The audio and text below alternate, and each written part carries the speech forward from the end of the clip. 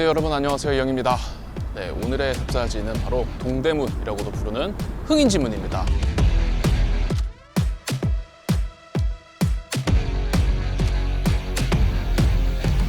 네, 과거 역사 속에는 주요 도시들별로 마을의 경계를 구분을 하고 또 마을 사람들을 보호하기 위한 군사적 목적인 차원에서 각 도시별로 성벽을 둘렀습니다. 그런 성벽을 읍성이라고 하는데요.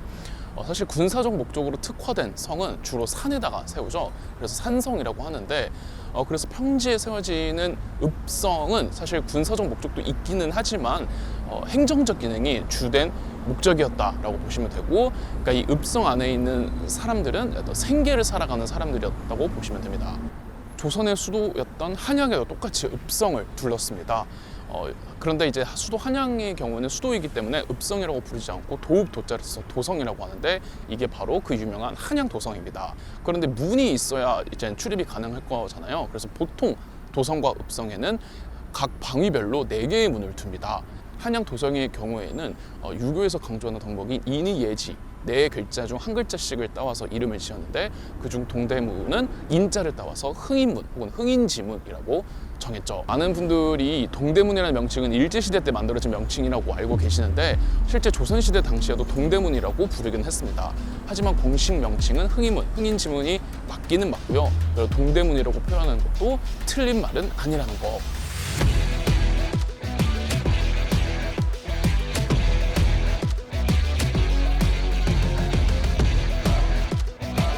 남대문을 숭례문이라고 하고, 서대문은 돈이문, 북대문은 숙정문이라고 부르는데, 동대문만 유일하게 흥인지문이죠. 지자가 들어가는데 그 이유가 있습니다. 흥인지문 같은 경우는 4대문 중에서 유일하게 청계천이 흘러가는 곳입니다. 강이 빠져나가는 곳이다 보니까 이곳 지반이 다소 낮은 편이래요, 다른 지역에 비해서. 그래서 지반이 낮으면 지세가 약하다라고 판단을 해서 그 이름을 하나 더 넣어서 지세를 강화한다는 목적으로 지자를 넣었다고 합니다. 같은 목적으로 동대문, 흥인지문은 4대문 중 유일하게 옹성을 가지고 있는데요. 이 옹성은 전쟁 시에 효과적으로 전투를 수행하기 위한 군사 방어 시설입니다. 바로 반원형 모양으로 이렇게 삥 둘러져 있는 이 성벽이 바로 옹성이라고 하는데, 옹성 안에 들어가면은 성을 지키는 우리 군사들 입장에서 얼마나 공격하기 편하겠습니까? 적군 같은 경우는 옹성에 꼼짝없이 갇히게 돼가지고 공격을 받게 되겠죠. 지반이 약하다 보니까 이곳의 방어력이 다소 약하다라는 판단하에 옹성을 둘렀고, 또 이 옹성 외에도 치성 같은 거를 뒀다고 하는데, 치성은 뭐냐면은 이 성벽이 있으면 이렇게 톡 튀어나온 부분을 치성이라고 하거든요. 톡 튀어나 있으니까 면이 3면이 되잖아요. 그러면 더욱더 3면에서 적군을 공격을 할 수가 있겠죠. 하지만 현재는 남아있는 치성은 그렇게 많이는 있지 않다고 합니다. 근데 이렇게 톡 튀어나온 거는 치성은 아니고요. 옛날에는 이 한양 도성이 연결이 되어 있었는데 한양 도성이 끊긴 흔적입니다. 원래는 여기서 쭉 한양 도성이 이어진 거죠, 이 도로 따라서. 흥인지문 뒤편입니다. 여기가 흥인지문 문이고요.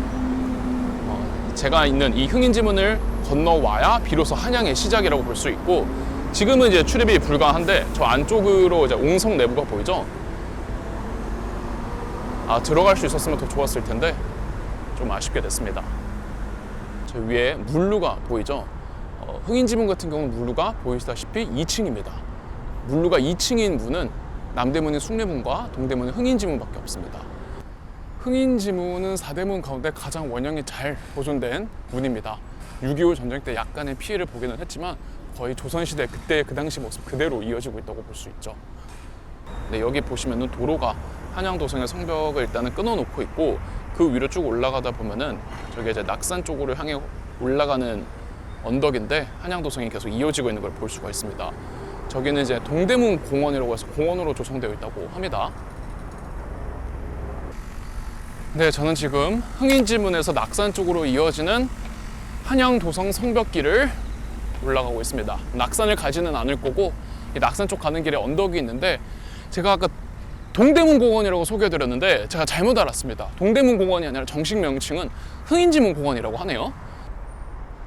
이렇게 흥인지문 공원에 올라오면은 아까는 너무 가까워가지고 흥인지문의 모습이 그렇게 잘 보이지는 않았는데 이렇게 올라오면은 좀 더 제대로 흥인지문을 내려다볼 수가 있습니다.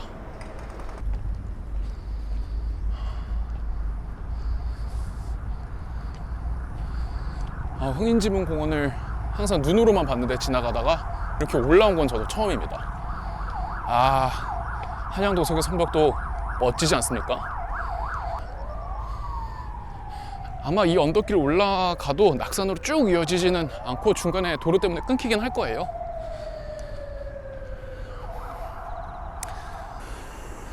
더 높이 올라오니까 흥인지문이 더 잘 보입니다. 저기 이제 옹성도 보이시죠?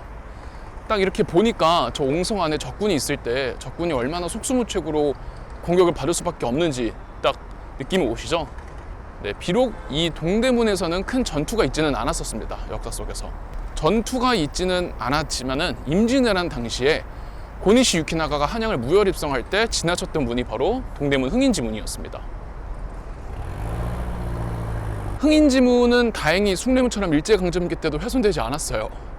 다만 일제강점기 때 도로 놓는다고 성벽을 끊어버렸죠.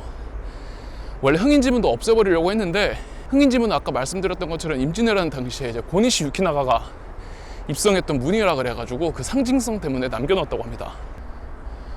저 뭐 거의 다 올라온 것 같긴 한데 아까 낙산 쪽으로 쭉 이어지기는 해도 중간에 끊겨 있을 거라고 말씀을 드렸는데 이 길이 계속 있네? 아마 이 길 따라 쭉 가면은 낙산이 나올 것 같기도 합니다. 이대로 쭉 가면은 낙산으로 갈 수도 있을 것 같긴 한데 근데 저는 낙산까지는 가지 않도록 하겠습니다. 네, 흥인지문 공원에는 또 한양 도성박물관이라는 곳이 있다고 하는데 저기도 한번 구경을 한번 가보도록 할게요.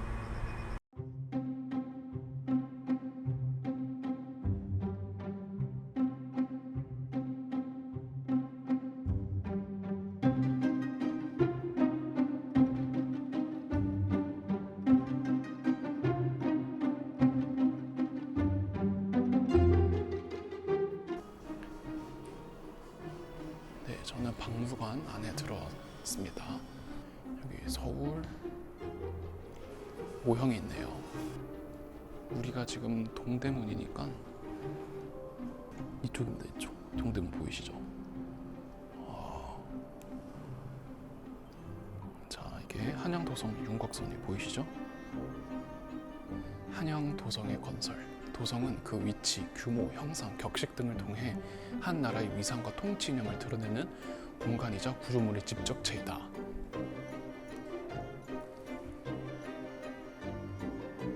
한양도성은 태조 이성계, 세종대왕, 숙종, 순조 때 걸쳐서 공사 및 증축이 되었다고 합니다. 확실히 시간이 흐르면서 돌들이 점점 더 정교해진 게 보입니다. 흥인지문 모형입니다. 원래는 이렇게 성벽이 쭉 이어져 있었는데 지금은 도로 때문에 차단이 되어 있습니다. 네, 옛날에는 여기에 전차가 다녔죠. 전차 때문에 일제가 성벽을 파괴한 것이었습니다. 보시면 이렇게 쭉 내려가다 보면 지금은 없지만 옛날에는 있었던 이 치성도 그대로 복원을 해놨네요. 그리고 여기가 수문입니다. 수문. 흥인지문은 4대문 중 유일하게 청계천이 흐르고 청계천이 나가는 곳이라고 말씀드렸죠. 이게 옛날의 흥인지문의 원형 모습입니다. 이게 바로 전차를 놓아야 돼서 한양도성의 성벽의 일부분 허물겠다라는 내용을 담은 관보라고 합니다. 네, 저는 박물관을 나왔고요. 이번에는 반대편에 있는 동대문 역사문화공원 쪽으로 가보도록 하겠습니다.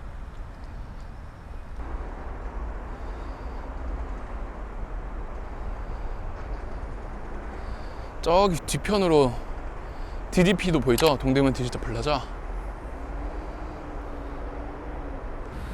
네, 이 흥인지문에서 바로 길만 건너면 이렇게 청계천이 있습니다. 4대문 중에서 유일하게 하천이 흐르고 나가는 곳이죠. 그리고 그 앞에 바로 이렇게 평화시장이 있습니다. 원래 조선 후기 때부터 이어져 온 동대문 시장은 지금의 동대문 시장이 아니라 지금의 광장시장을 의미를 합니다.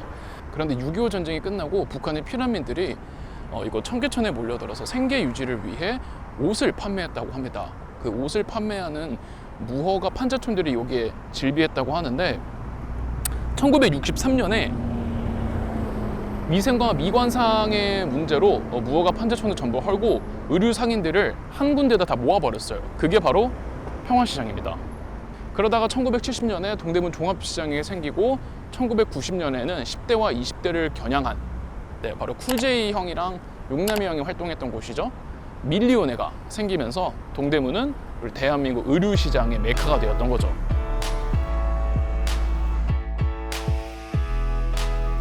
네, 저는 지금 동대문 역사문화공원에 와 있습니다. 여기 동대문 역사문화공원 쪽에 들어오면은 보이십니까? 지금은 청계천이 이쪽으로 흐르고 있지는 않지만 조선시대에서는 이 청계천이 빠져나가던 수문이었습니다. 아까 박물관에서도 봤죠.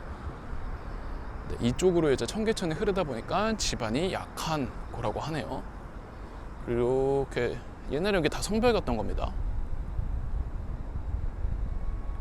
네, 저기 또 치성리도 보이죠?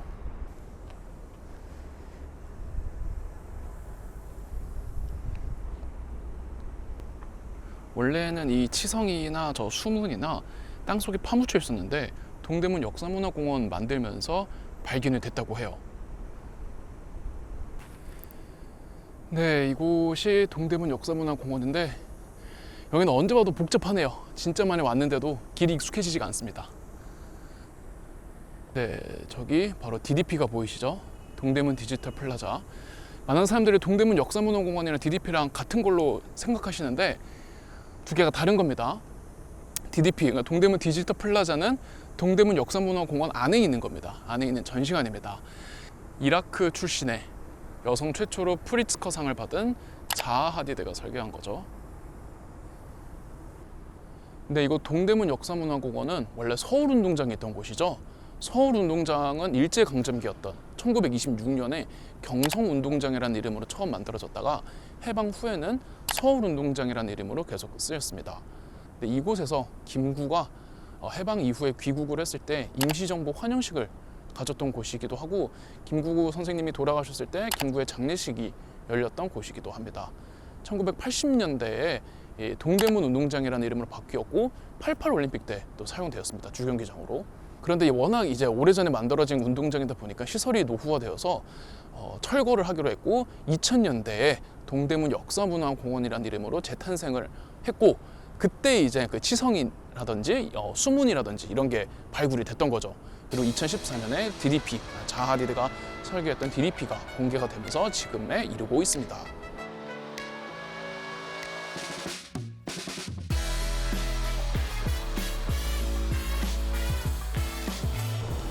네, 이것으로 이번 흥인지문과 동대문 역사문화공원 답사를 마무리하도록 하겠습니다.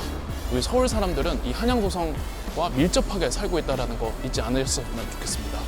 저는 다음에 더 좋은 답사지로 찾아오도록 하겠습니다. 그럼 이영이었습니다.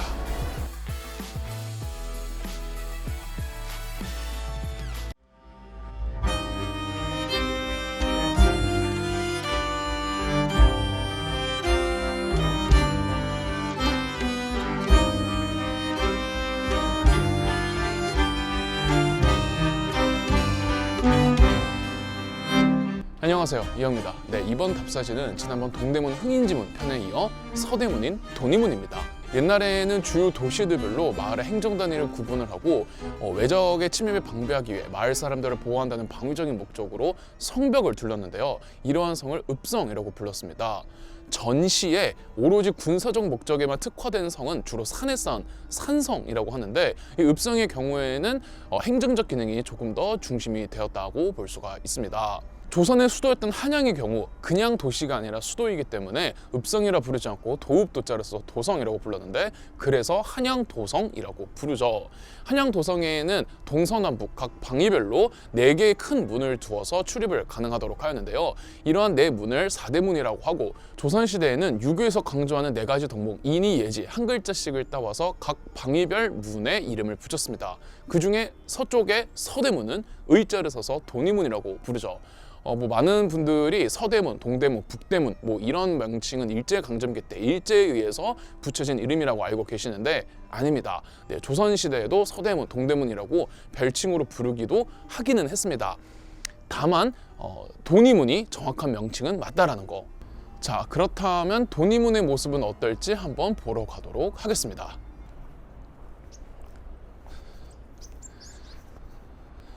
네, 보이십니까? 네, 저게 바로 돈이문입니다. 돈이문이 어디 있냐고요? 네, 지금은 없습니다. 죄송합니다. 이거 하려고 어그라 그렇습니다. 안타깝게도 돈이문은 4개의 문 중 유일하게 훼손돼서 전해지지 않고 있습니다. 지금 저기 저 횡단보도 있고 현수막 있는 저기 저 사다리꼴망에 약간의 둔덕이 보이시죠? 저기가 바로 돈이문이 있었던 터입니다. 터. 그런데 뭐 아무것도 없는데 이걸 왜 봐야 되느냐고요? 그래도 이 터가 기억하는 역사라는 게 있으니까 중요한 역사적 이야기를 담고 있는 공간이자 터이기에 한번 와봤습니다. 태조 이성계 때 정도전이 한양 도성을 설계하면서 4대문을 다 만들었는데 그 중에 서대문인 돈이문 같은 경우에는 지금 이 자리는 아니었습니다. 처음 만들어졌을 때는 이제 사직단 쪽에 있었다고 하는데 뭐 거기 터가 풍수지리적으로 안 좋았나 봐요. 그래서 여러 차례 논의를 하다가 세종 4년이었던 1422년에 지금 보이시는 저 자리에 위치하게 되었습니다. 그리고 돈의문이라는 이름을 갖게 되었죠. 돈이문이 정식 명칭이고 뭐 서대문으로 별칭으로 불리기도 했는데 당시 사람들은 이제 새로 생긴 문이다 이래서 신문 혹은 세문이라고 불렀다고 합니다. 그래서 이 동네 이름도 세문안이라는 지명이 또 붙게 되었죠. 조선시대 때는 여러 길이 있었는데 그 중에서 제일 중요했던 길이자 제일 중요했던 도로는 수도인 한양에서 평안도 의주까지 이어지는 도로였습니다. 그래서 이 도로를 제1도로, 뭐 간선 제1도로 뭐 이렇게 부르기도 하는데 한양에서 의주까지 가는 데 있어서 그 출발점이 바로 돈이문이었습니다. 한양에서 벗어나서 평안도 쪽으로 올려가려면 이 돈이문을 반드시 거쳐야만 했다는 뜻이고 그 뜻은 반대로 외국에서 중국 쪽에서 한양으로 올 때도 반드시 이 돈이문을 거쳐야 했다는 것인데요. 그래서 명나라 사신단이 항상 한양에 도착하면은 지나치는 문이 바로 이 돈이문이었습니다. 그러던 중 1915년 일제강점기 초반이죠. 조선 총독부는 기존의 마포와 청량리를 잇던 전차의 도로를 더 확장한다라는 이유로 이 서대문을 철거하기로 합니다. 그 전차의 도로가 하필 서대문인 돈이문과 동대문인 흥인지문을 지나쳤거든요. 이때 흥인지문의 경우에는 임진왜란 때 고니시 유케나가가 지나간 곳이라 그래서 뭐 상징성이 있다고 철거하지는 않았고요. 다만 돈이문만 철거가 되었죠. 지금 보이시는 이 차 도로가 옛날에는 전차가 다니던 도로였다고 보시면 됩니다. 네, 좀 더 가까이 한번 가보겠습니다. 원래는 여기 그래도 돈이문 터였다고 이렇게 큼지막하게 써서 붙여놨는데 지금은 없앴네요. 저는 지금 돈이문 위에 있습니다. 여기 거의 보는 사람은 없지만 돈이문 터였다고 바래진 글씨로 적혀 있기도 합니다. 여기 이렇게 돈이문 모습을 또 모형으로 복원해 두었습니다. 보시면 문루가 1층이죠. 동대문인 흥인지문이랑 남대문인 숭례문의 경우 문루가 2층이고 서대문이었던 돈이문은 문루가 이렇게 1층이었습니다. 이 문을 통해서 명나라 사신단이 출입을 한 거 아니겠습니까?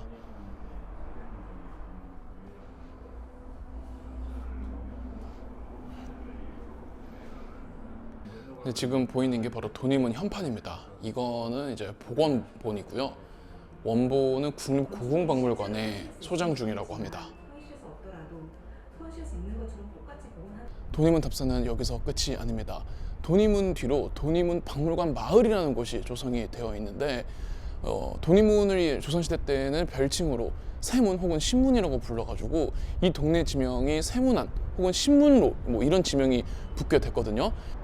지금은 고층 빌딩이 여기에 다 들어섰는데 60년대부터 80년대 사이에서는 이 동네, 이 세문안 동네는 작은 가정집들이 다닥다닥 붙어 있었습니다.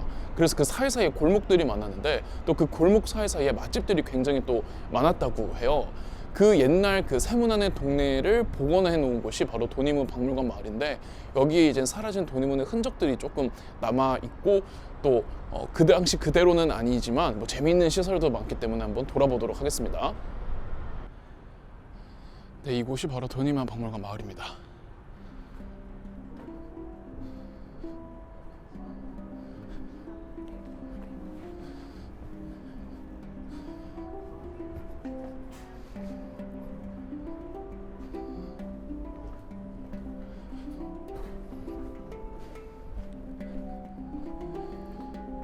여기 보이시면은 과외 수업지도 이렇게 적혀 있잖아요.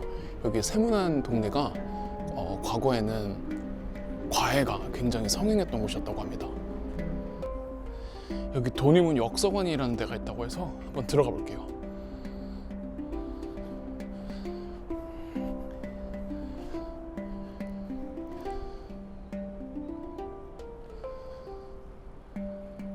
아침 문이 예뻐요.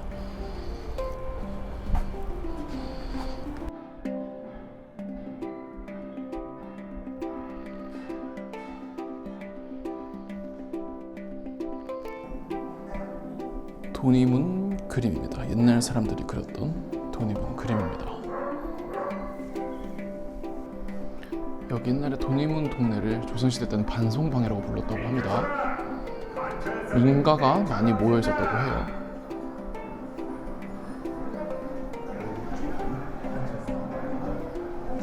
이 소리의 출처는 이 영상입니다.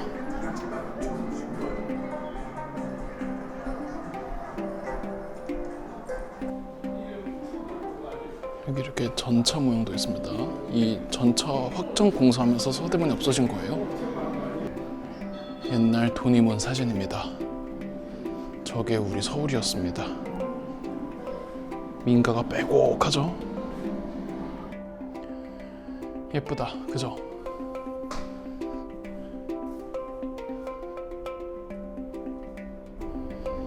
여기가 옛날 세문안 동네였다고 합니다. 여기가 홍파동이라고, 아까 그 사진에 그 빼곡했던 민가 그 동네가 이렇게 현대시대에 와서 탈바꿈한 겁니다.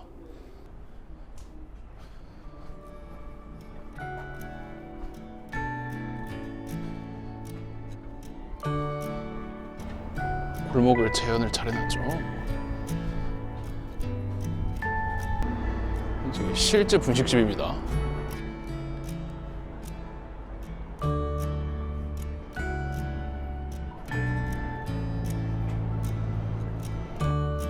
여기 진짜로 사진 찍는 데입니다.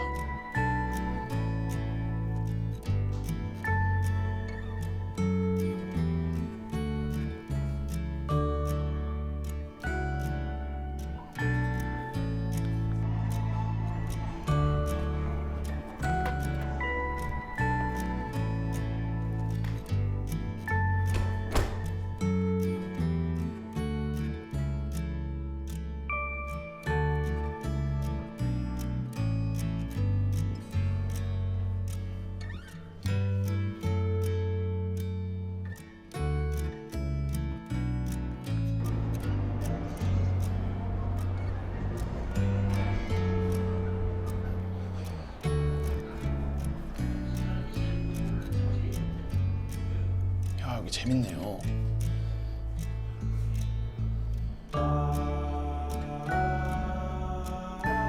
돌아오지 않는 해변. 이만희 감독님 건가요?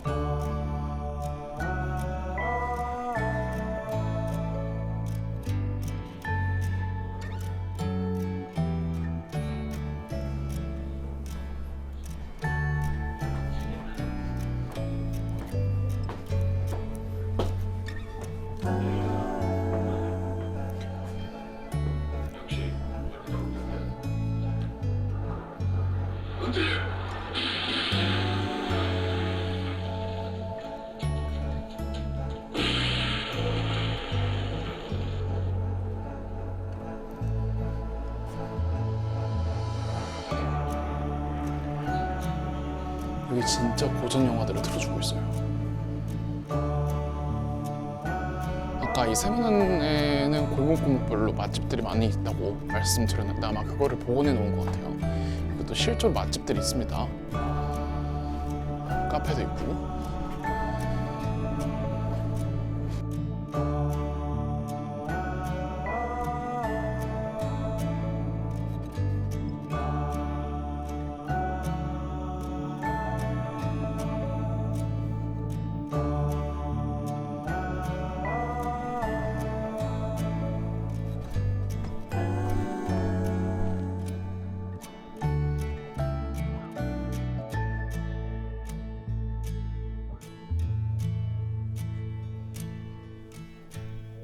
네, 여기 돈이문 박물관 마을이 이렇게 재미있는데 이 돈이문 박물관 마을이 곧 사라진다고 합니다. 아, 이렇게 참 재미있는데 생긴 지도 얼마 안 됐고 생긴 지도 얼마 안 됐는데 여기 인기가 뭐 그렇게 많지 않다라고 하고 또 이곳에 무슨 역사문화공원을 조성을 한다고 해요. 뭐 언젠가는 사라진다라는 게 좀 아쉽긴 한데 사라지기 전에 많은 분들이 좀 찾아오셔서 네, 즐기셨으면 좋겠네요. 네, 이것으로 돈이문 답사를 마치려고 하는데요. 돈이문 박물관 마을이 없어지는 건 아쉬운 일이지만 좋은 소식이 또 하나 있습니다. 바로 올해 2024년 돈이문을 복원하겠다는 계획이 통과가 되었다고 하는데요. 예상 완공일은 2035년, 뭐 10년을 기다려야 되긴 하지만 10년 후에 돈이문은 어떤 모습으로 다시 우리들 앞에 나타날지 궁금합니다. 네, 저는 또 다음번에 더 좋은 답사지로 찾아오겠습니다. 이영이었습니다.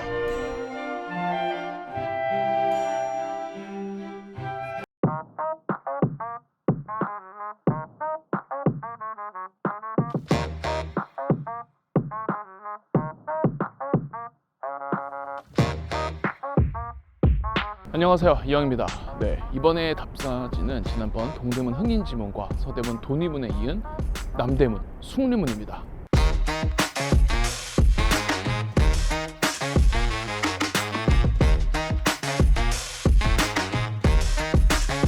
옛날 조선시대에는 주요 도시들별로 성벽을 둘러서 행정단위를 구분을 했는데요. 이 성을 읍성이라고 합니다. 네, 읍성을 이루는 성벽은 외적으로부터 성 내에 있는 마을 주민들을 보호한다는 목적이 있긴 하지만 네, 이제 실제 군사적 기능에 특화된 성은 주로 산성에 있고 이 평지에 있는 도시의 행정단위를 구분하는 읍성은 행정적 기능이 더 강했다고 보시면 됩니다.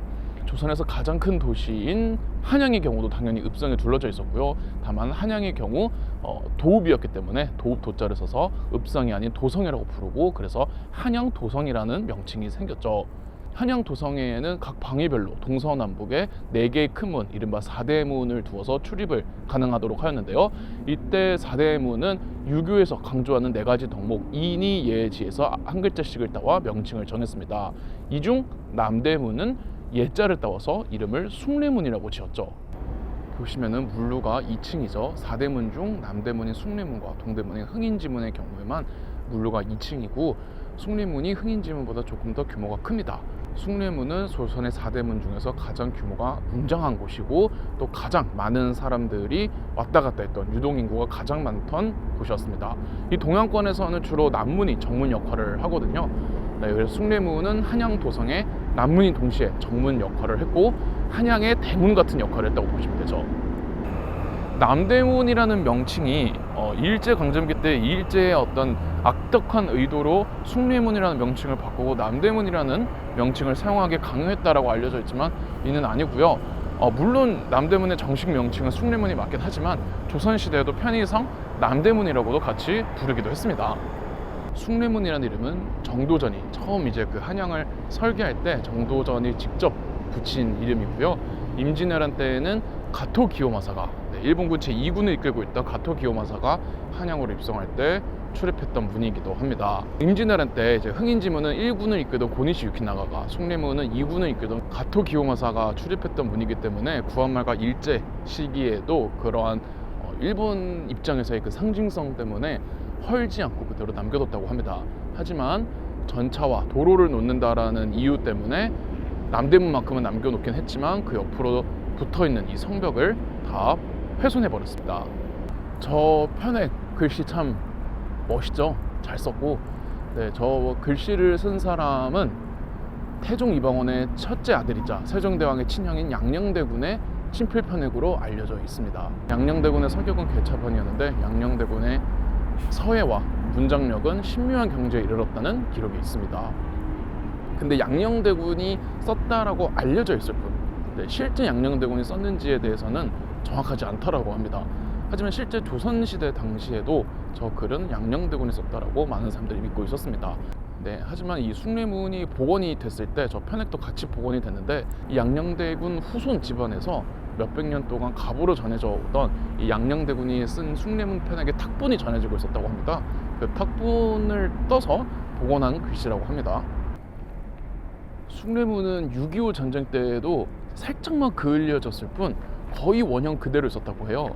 그래서 이 숭례문, 남대문은 동대문의 흥인지문과 함께 조선시대의 모습 그대로 전해지고 있었는데, 다들 아시다시피 지난 2008년이죠.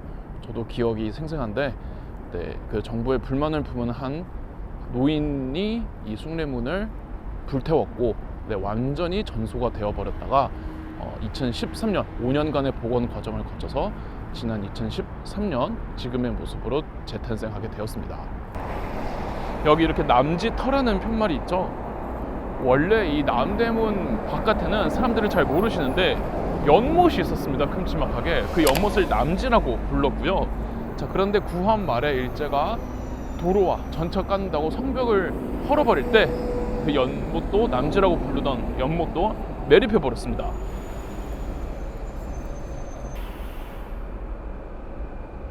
당시 남지에서 보이던 숭례문 부였겠죠.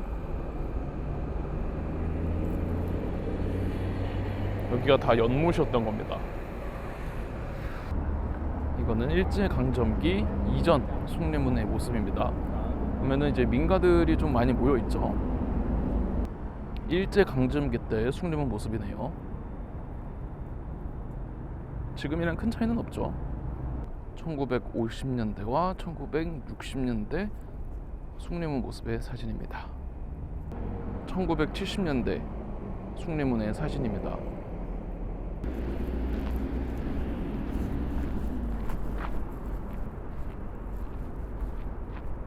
여기는 이제 숭례문 바깥입니다. 바깥.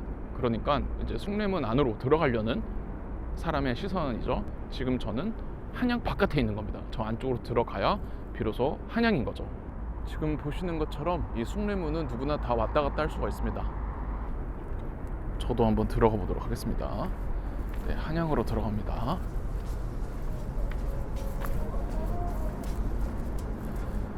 자, 천장에 용그림이 있고요. 용 2마리가 있습니다.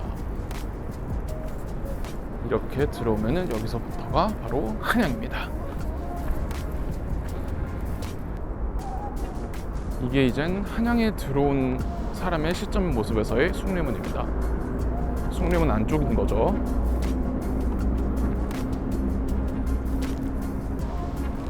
여기가 바로 옛날에 선해청이라는 관아가 있던 곳이었습니다. 정확히는 관아라기보다는 국가에서 관리하고 있던 국가재원청구죠. 저기 바로 이렇게 숭례문이 보이죠.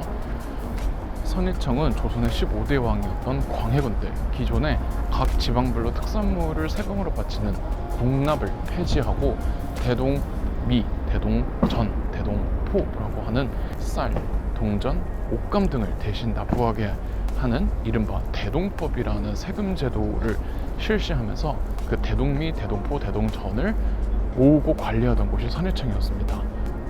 조선 정부의 국가 재정을 가장 많이 보유하고 있던 곳이 바로 선해청이었고, 조선 내 재원의 상당수의 비율을 차지하고 있던 게 선해청이었습니다. 그래서 조선의 대부분의 국가 예산은 이 선해청에서 나왔는데요.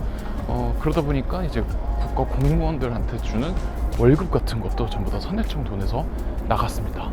그러다가 이제 1882년이죠. 군인들에게 월급을 줘야 되는 선해청에서 선해청이 워낙 다른 기관에도 돈을 많이 빌려주고 이 돈이 나가는 출처가 많다 보니까 선해청이 19세기 중후반 되면은 만성 적자 지정을 겪게 되거든요. 그러다 보니까 이 공무원들한테도 월급을 제때 지급할 수가 없었습니다. 특히 군인들한테 월급을 거의 주지 않고 한 10몇 개월 동안을 월급을 주지 못했다고 하는데, 이에 이제 불만을 품은 구식 군인들이 일으켰던 동기가 바로 이모군란이라는 사건이죠. 이모군란이 터지자 구시 군인들이 가장 먼저 들이닥쳤던 곳이 바로 여기 선해청이었습니다. 여기가 바로 이모군란이 처음으로 발생했던 곳입니다. 그러니까 선해청은 남대문 들어오자마자, 남대문에서 선현으로 들어오자마자 보이는 곳에 있었던 거죠. 이곳 숭례문에서 일어났던 거대한 사건 중 하나가 바로 남대문 전투입니다. 구한말이었던 1907년 일제의 통감부는 대한제국의 군대인 대한제국군을 해산한다는 조치를 취했습니다. 당연히 대한제국군은 가만히 앉아서 해산당할 리 없었겠죠. 대한제국군 시위대 중 1연대 1대대와 2연대 1대대 두 개의 대대가 이 일제에 저항하기로 하는데요. 이 두 개의 대대는 무기고를 가서 무장을 한 뒤에 이곳 남대문에서 일제군과 시가전을 벌이게 됩니다. 이 전투가 바로 남대문 전투인데요. 대한제국군 2개 대대는 굉장히 잘 싸웠습니다. 맹공을 퍼부으면서 몇 차례에 걸쳐서 일제의 공격을 다 막아냈는데 성공을 하지만 결국에는 화력 열세로, 특히나 이제 일본군 같은 경우는 게틀링건까지 보유하고 있어서, 하지만 우리 대한제국군은 탄약도 바닥이 난 상태였거든요. 결국 1연대 1대대와 2연대 1대대의 병영이 함락이 되면서 남대문 전투는 대한제국군이 패배를 하고 대한제국군은 완전히 해산되게 되었죠.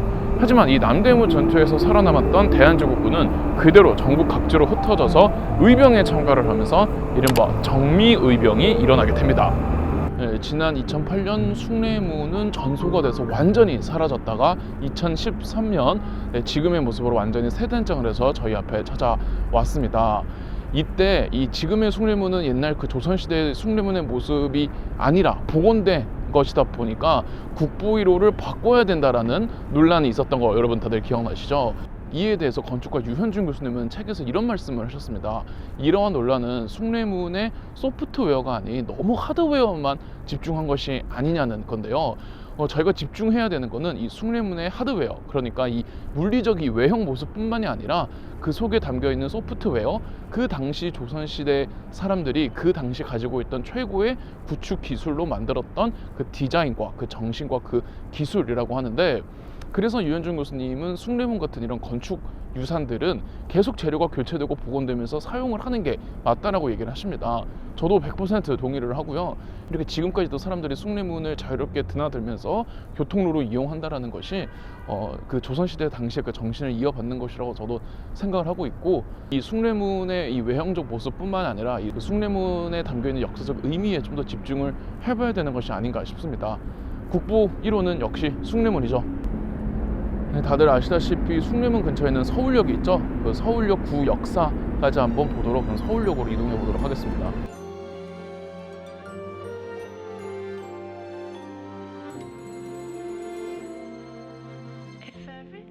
네, 이곳이 숭례문에서 서울역으로 이어지는 서울로 7027이라는 공중정원 길입니다. 원래 이곳은 1970년부터 자동차가 다니는 고가도로가 있었죠. 그러다가 지난 2017년 지금 남대문 시장에 있는 회원역에서부터 서울역을 잇는 공중정원 길을 만들어서 사람이 도보로 다닐 수 있게 했습니다. 서울로 7017의 숫자 7017은 서울 고가도로가 만들어졌던 1970년에 70, 그리고 이 공중정원길 서울로가 만들어졌던 2017년에 17을 따와서 붙인 숫자라고 합니다. 네, 지금 보이시는 게 구서울역 역사죠. 구서울역 역사는 일제강점기였던 1923년에 공사를 시작해서 1925년에 완공이 되었습니다. 구 역사가 만들어지기 전에는 남대문 정거장이라는 이름으로 불렸고요. 조선 총독부의 3대 총독이었던 사이코 마코토가 부임하기 위해서 이곳 남대문 정거장에 도착을 했을 때 독립운동가였던 강우규 선생님께서 폭탄을 투척하신 의거가 일어났던 장소이기도 합니다. 이 서울역 앞에는 강우규 의사님의 동상도 있고요. 구 서울역 역사를 보시면은 로마네스크 양식입니다. 로마네스크란 아치형 창문들과 또 돔이 특징인 건축 양식인데요. 1층이 대합실이었고 당시에는 2층에는 고급 레스토랑과 찻집이 있었다고 합니다. 그리고 지난 2003년에 서울역 신역사를 만들게 되고 2004년에 이 역사 기능을 이전을 하게 되면서 구서울역 역사는 그 역사를 다 잊고 대신 지난 2009년부터 문화역 서울 284라는 이름의 복합 문화시설로 사용이 되기 시작을 했습니다. 그런 점에서 파리의 오르세 미술관이랑 비슷하죠. 파리의 오르세 미술관도 원래는 기차역이었다가 미술관으로 바꿨다고 합니다. 가까이 가서 보고 싶긴 한데 서울역에는 워낙 비둘기들이 좀 너무 많고 또 종교 집회가 너무 많이 일어나가지고 좀 부담감이 좀 있어서 내려가지는 않도록 하겠습니다. 네, 이곳으로 저는 숭례문과 서울역 구역사 답사를 마치도록 하겠습니다. 숭례문이나 서울역 구역사나 옛 한양 혹은 경성으로 들어오는 관문 같은 곳이었습니다. 그러니까 서울의 얼굴이었던 거죠, 얼굴. 서울 사는 분들이나 서울을 오시는 분들은 워낙 그냥 지나칠 수 있는 곳이다 보니까 다소 무뎌질 수가 있는데, 지나치실 때마다 숭례문과 서울역 구역사의 역사적 상징성과 그 의미를 한번 되짚어 보시면 좋을 것 같습니다. 저는 또 다음에 더 좋은 답사지로 찾아오도록 하겠습니다. 그럼 이영이었습니다.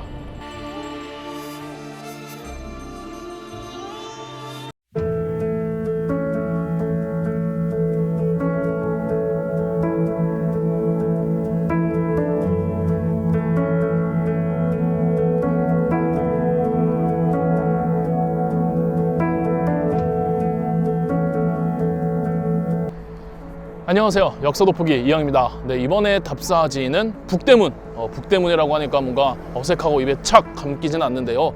4대문 중에 북대문에 해당하는 숙정문입니다. 옛날에는 주요 도시들별로 성벽을 둘러서 행정단위를 구분을 했습니다. 이렇게 성벽을 두른 성을 읍성이라고 하는데, 물론 이 성벽이 외적으로부터 성내 주민들을 보호한다는 목적이 있기는 했지만, 전쟁, 그러니까 군사적 기능에 특화된 성은 주로 산성에 있었고 읍성은 행정적 성격이 더 강했습니다. 조선의 수도인 한양의 경우에도 당연히 읍성을 둘렀고요. 다만 한양의 경우 수도이기 때문에 도읍 도자를 써서 읍성이라고 하지 않고 도성이라고 불렀죠. 바로 한양 도성입니다. 이 조선시대에는 한양 도성에 동서남북 각 방해별로 4개의 큰 문, 이른바 4대문을 두어서 출입을 가능하도록 했는데, 이때 4대문의 명칭은 유교에서 강조하는 4가지 덕목, 인이 예지에서 한 글자씩을 따와서 이름을 붙였습니다. 인의 경우에는 동대문에 해당하는 흥인지문, 의의 경우에는 서대문에 해당하는 돈이문, 예의 경우에는 남대문에 해당하는 숭례문이죠. 그렇다면 북대문은 지이겠죠. 하지만 북대문의 명칭은 숙정문입니다. 지가 들어가지 않죠. 그리고 뭐 동대문, 남대문, 서대문 뭔가 익숙한데 북대문이라는 말은 좀 뭔가 어색하죠. 4대문 중에서 뭔가 낯설고 신비주의적인 이미지를 갖고 있는 북대문인 숙정문, 그 숙정문의 정체를 파악하러 답사를 떠나보도록 하겠습니다. 그런데 이 숙정문으로 가려면 약간의 등산이 좀 필요합니다. 저는 지금 삼천각이랑 곳에 있는데, 딱 봐도 저 웅장하고 전통적인 저 삼천각은 지금은 고급 레스토랑을 포함해서 다양한 전통문화 행사를 즐길 수 있는 전통문화예술 복합 공간입니다. 70년대 유신 시절에는 고위 정치인들이 모여서 비밀 회동을 하던 요정이었죠. 제가 지금 이곳 삼천각에 와 있는 이유는 숙정문으로 가려면 숙정문 안내소를 거쳐야 하는데, 숙정문 안내소로 가려면은 이곳 삼천각에서 출발을 해야 되기 때문입니다. 자, 이제 진짜로 가보도록 하겠습니다.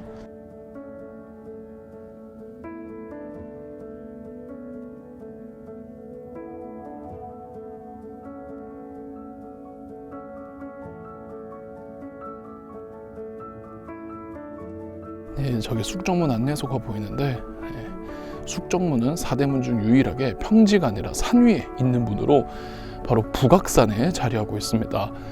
이 북악산이 청와대 바로 뒤에 있어서 안보상의 문제로 신분증을 제출해야 안내소를 지나칠 수가 있습니다. 그냥 뭐 신분증만 있으면 되니까 너무 겁먹지 마시고요. 누구나 다 출입할 수 있습니다. 네, 여러분, 제가 잘못 알고 있었습니다.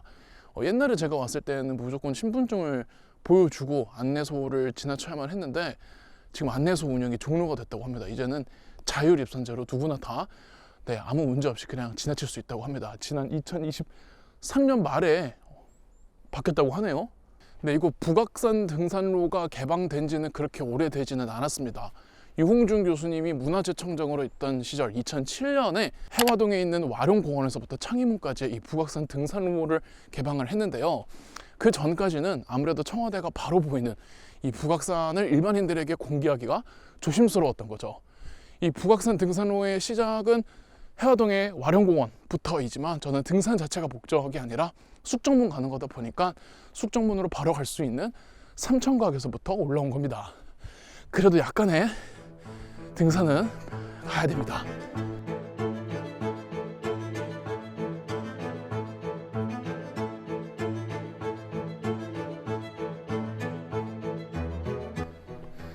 네, 숙정문 안내소에서 한 5분 정도만 올라오면은 바로 이렇게 숙정문이 있습니다. 이게 바로 북대문 숙정문의 모습입니다. 숙정문은 좀 특이한 문이었습니다. 4대문 중 유일하게 산에 있는 것도 그렇고 제가 아까 조선시대에는 한양도성에 각 방위별로 4대문을 두어서 출입을 가능하도록 했다고 하는데 북대문에 해당하는 숙정문은 사용하지 않았습니다. 항상 문을 걸어 잠그고 민간인 출입을 통제했습니다. 이 현대사에서 이 북악산에서는 청와대가 바로 내려다 보인다는 이유로 개방을 한때 안 했던 것처럼 조선시대 당시에는 경복궁에 보였었겠죠. 그리고 풍수지리학적으로도 왕이 기거하는 경복궁 뒤편에 있는 문을 열어두면은 지맥이 손상돼서 안 좋은 기운이 경복궁으로 들어올 수 있다는 이야기가 또 있었다고 합니다. 그래서 숙정문의 문은 항상 닫아두었죠. 하지만 가끔 개방할 때가 있었습니다. 이 북대문에 해당하는 숙정문의 경우에는 음기가 가장 강한 곳이고 반대로 남대문에 해당하는 숭례문은 양기가 가장 강한 곳이라고 합니다. 그래서 가뭄이 지나치게 심하게 날 적이면은 양기가 과하다고 여겨서 숭례문의 문을 닫아두고 음기가 강한 숙정문의 문을 열어두었다고 하죠.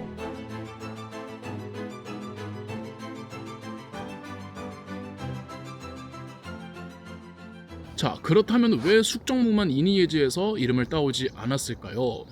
북대문인 숙정문은 지에 해당하기 때문에 숙지문이 되어야 맞는 거잖아요. 숙정문에서 숙정은 엄숙하고 편안한 문이다 라는 뜻인데 처음 태조 이성계의 지시로 정도전이 한양도성을 쌓고 4대문 이름을 정할 때는 그 첫 이름은 숙정문이 아니라 숙청문이었다고 합니다.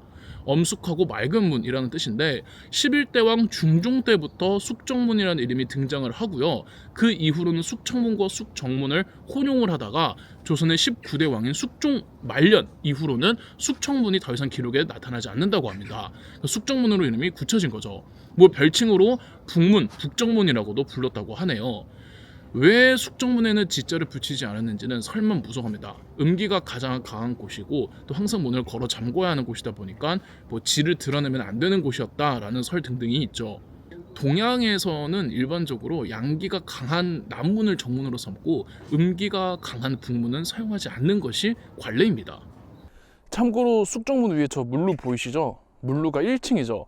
4대문 중에서 숭례문과 흥인지문의 물루가 2층이고 돈이문의 물루가 1층인데 북대문, 숙정문의 경우에는 물루가 원래 없었습니다. 처음부터 없었는지 조선시대 때 부서졌는데도 새로 안 만든 건지 모르겠는데 하여튼 원래 없었습니다. 그러다가 1976년에 물루 공사를 해서 그냥 물루를 하나 만들어줬습니다.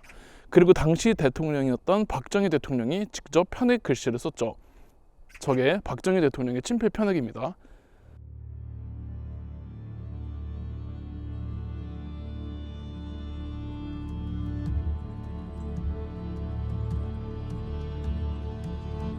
네, 보시면은 4대문을 이었던 한양도성의 모습도 볼 수가 있습니다.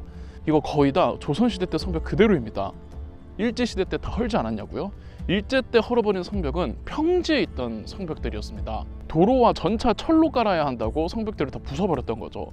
그런데 산에는 도로와 철로를 깔 필요가 없잖아요. 그래서 산에 있던 한양도성의 성벽은 남겨놨어요. 그래서 뭐 온전한 한양도성의 성벽을 보시고 싶다면은 북악산 혹은 인왕산 등산을 추천드립니다. 자, 저는 이제 내려갈 건데 왔던 길로 가지 않고 계속 앞으로 나가서 내려가도록 하겠습니다. 북악산 정상으로 올라가는 게 아니라 내려가는 겁니다. 제가 지금 길을 잘못 들어서 얼떨결에 등산을 하고 있습니다. 경치 보면서 가면 좋지 않냐고요? 오늘 미세먼지가 너무 심해서 경치가 하나도 안 보입니다. 아무튼 내려가도록 하겠습니다. 이게 한양도성의 앞문도 보입니다. 여러분, 제가 창의문 쪽으로 내려가려고 했는데 그 이유가 111 소나무를 보러 가기 위해서였거든요. 가서 111 사태에 대해서 좀 설명을 드리려고 했는데 지금 성벽 붕괴로 인한 탐방로 훼손 때문에 입장을 통제하고 있다고 합니다. 그래서 못 가게 됐습니다. 저는 지금 청운대라는 곳에 있는데 111 소나무에 가지는 못하지만 그래도 111 사태에 대해서 좀 설명을 드리겠습니다. 1968년이죠. 111 사태가 벌어진 게. 1968년은 위기의 해라고 부를 정도로 이 북한과의 사건 사고가 굉장히 많았습니다. 그 중에서도 가장 충격적인 게 111 사태가 아닐까 하는데요. 1968년에 북한의 김일성이 김신조를 포함한 31명의 북한 1, 2, 4 부대 소속의 무장공비 특공대들을 서울로 투입시켰습니다. 바로 청와대 뒤편인 이곳 북악산까지 내려왔는데요.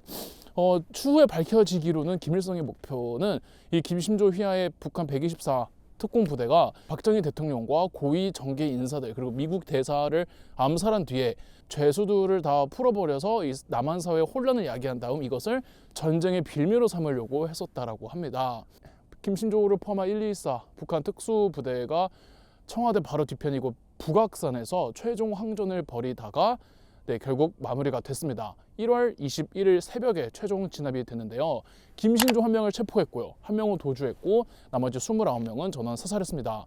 하지만 우리나라 군경 측도 23명이 전사하는 적지 않은 피해를 봐야만 했죠.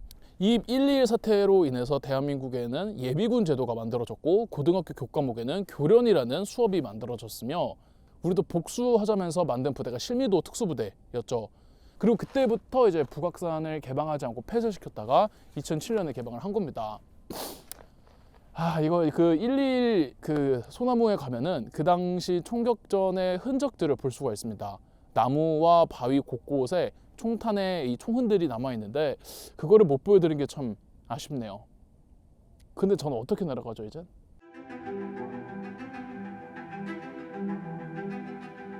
네, 뭐 저는 어떻게 창의문까지 내려왔습니다. 다 내려왔네요. 제 뒤로 보면은 창의문이 보이시죠? 제가 조선시대에는 한양도성에 4대문을 두어 출입을 가능하게 했다고 했는데 4대문이랑 별도로 그보다는 규모가 작은 이른바 4소문이라는 4개의 문을 역시 각 방위별로 별도로 두었는데 저기 보이는 이제 창의문이 북소문에 해당하는 문입니다. 창의문을 자하문이라고도 하죠. 네, 지금 보이시는 동상은 최규식 총경님의 동상입니다. 아까 말씀드린 121 사태 때 여기 창의문 검문소에서 북한 특공대들을 적발하자 총격전이 벌어졌는데 그때 당시 종로경찰서장이었던 최규식 총경님께서 현장에서 전사하셨죠. 또 이곳에서 시내버스를 군용버스로 착각한 이 무장공비들이 폭탄을 던지는 바람에 7명의 민간인 사상자도 나왔죠. 참 안타깝고 끔찍한 사건이었죠. 네, 그럼 저는 이것으로 험난했던 북대문 숙정문의 답사를 마치도록 하겠습니다. 한양 들어오기 겁나 빡세네요. 이래서 숙정문의 문을 닫아뒀나 봅니다. 저는 그럼 다음에 더 좋은 답사지로 찾아오도록 하겠습니다. 그럼 약수 돋보기 이영이었습니다.